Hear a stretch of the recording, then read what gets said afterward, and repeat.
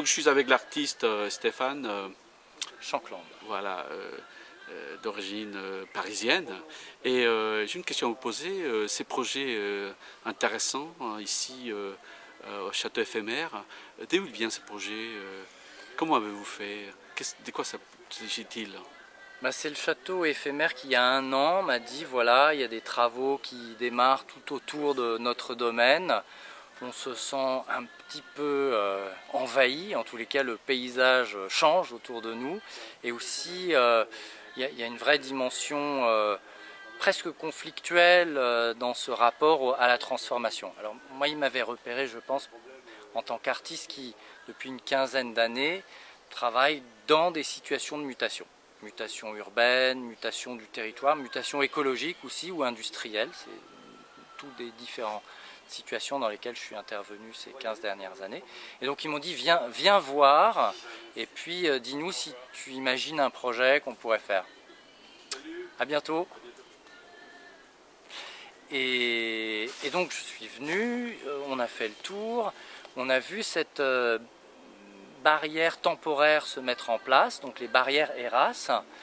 Et j'ai trouvé que c'était un endroit intéressant qui était à la limite entre cet espace culturel dédié aux cultures numériques, le château éphémère, et puis cet espace de ville et de ville en transformation, avec pavillon, grand ensemble, tractopelle,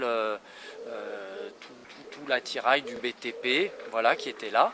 Et je me suis dit, tiens, ce serait intéressant que sur cette clôture temporaire qui va bouger, qu'on puisse produire des images, des icônes qui nous parlent de choses qui sont en train de se transformer, quoi. Et peut-être de cette hybridation entre une culture numérique et une culture du travaux publics, quoi, voilà.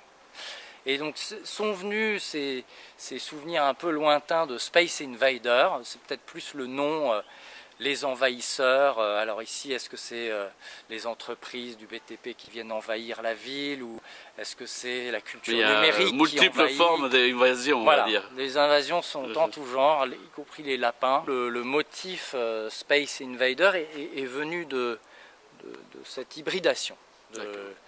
Et donc maintenant, nous sommes donc devant un des prototypes. Donc vous avez créé 3 prototypes, oui, qui vont donc être montrés. Ça a été fait par des élèves, par des jeunes carriérois, c'est ça? Exactement. Donc et comment c'était la rencontre entre les carriérois, les jeunes, qui n'ont aucune notion artistique, et vous? Ça s'est fait sous la forme d'un atelier. Donc moi je dis que je suis artiste et je dis exactement où on en est. On en est à une étape particulière qui est, j'ai conçu, imaginé une œuvre, et dans 1 an, on va fabriquer cette œuvre sur 250-300 mètres. Et là, pendant cette semaine, on avait un objectif avec ces carriérois de tester, c'est-à-dire faire un prototype. Alors un prototype, c'est pas tout à fait une œuvre, et en même temps, c'est l'étape essentielle entre l'idée de l'œuvre et sa mise en œuvre, sa réalisation. Bon, le résultat est tout à fait éloquent, donc les gens pourront le voir dans quelques semaines. J'avais une deuxième question. Conceptuellement, vous avez tenté, ou fait plutôt, les liaisons entre le monde culturel et le monde du BTP ou le monde du urbanisme. Comment c'est venu cette idée? Et parlez-moi de votre action, notamment avec les musées du monde en mutation. Allez-y. Oui, alors ça c'est vraiment une démarche artistique que je porte depuis une vingtaine d'années. Je pense que fondamentalement, l'endroit de la pratique artistique est un endroit de processus de création. Ce n'est pas tellement la fabrication d'œuvres. La création, c'est un processus, et on essaye, on tente, on modifie, on revient en arrière, on part dans un autre endroit. Et en regardant les chantiers, en regardant les transformations industrielles et autres, j'ai reconnu dans le monde qu'il y avait exactement le même genre de processus qui avait lieu, c'est-à-dire la transformation, elle est partout. Et à partir de cette réalisation-là, je me suis dit, mais moi, il faut que j'arrête de travailler dans mon atelier, il faut que je développe des projets artistiques là où a lieu la transformation. Et du coup, j'ai plutôt été chercher, mais où est-ce que dans le monde, on a de la transformation? Où est-ce qu'on a des phénomènes de changement climatique qui engendrent la transformation? Où est-ce qu'on a une désindustrialisation qui enchaîne derrière tout un ensemble de transformations? Où est-ce qu'on a de la construction qui fait qu'on passe d'un petit village à une mégapole? Voilà. Et l'idée était de se dire, c'est à cet endroit-là qu'il faut s'installer en tant qu'artiste et développer des projets dans ce réel.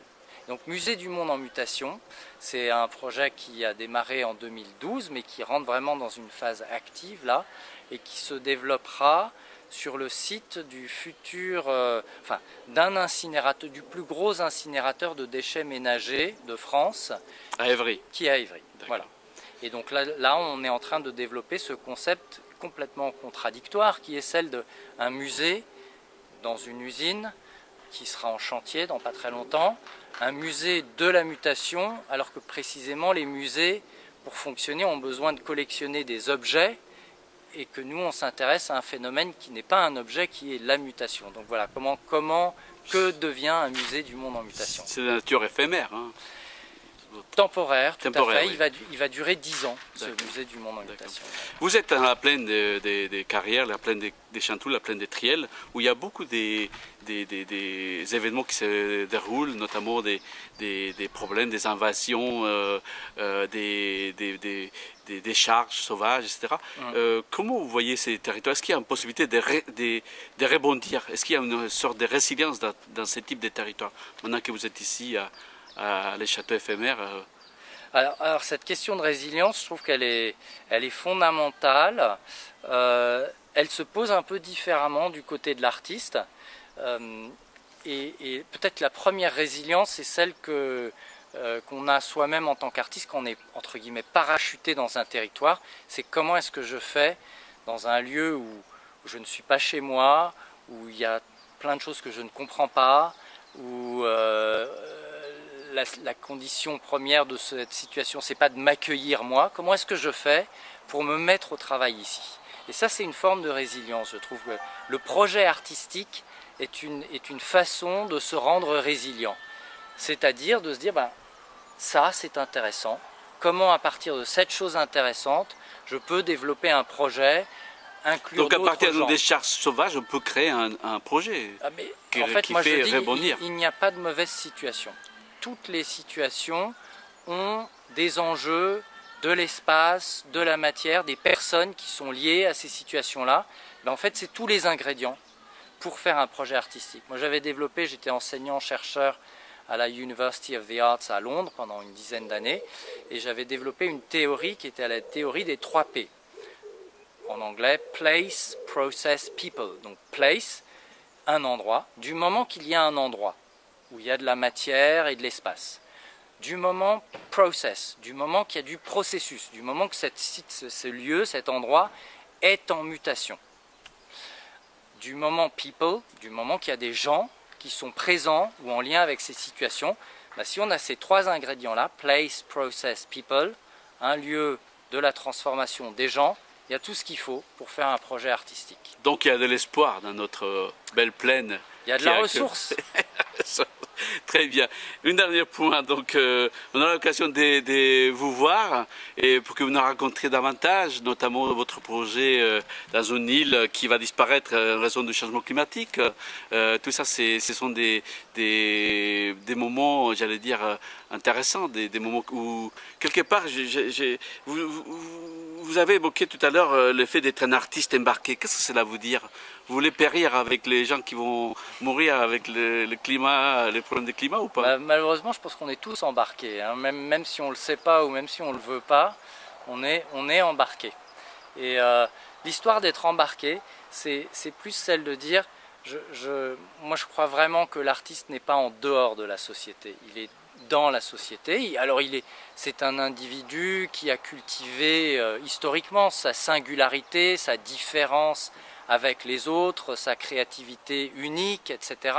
Bon, mythe ou réalité, je ne sais pas. Mais en tous les cas, ce qu'on se rend compte aujourd'hui, c'est que qu'on soit différent, artiste ou autre, on est tous embarqués. Et cette volonté de dire comment est-ce qu'on développe maintenant des projets artistiques qui ont l'ambition d'un projet artistique et l'exigence d'un projet artistique, mais dans le réel, c'est une façon d'être à la fois artiste, mais embarqué dans le monde. Merci beaucoup Stéphane, un vrai plaisir d'avoir eu la possibilité de vous interviewer et surtout d'apprendre énormément de votre art, de votre manière de voir le monde et surtout à la prochaine. À la prochaine. Dans la plaine j'espère.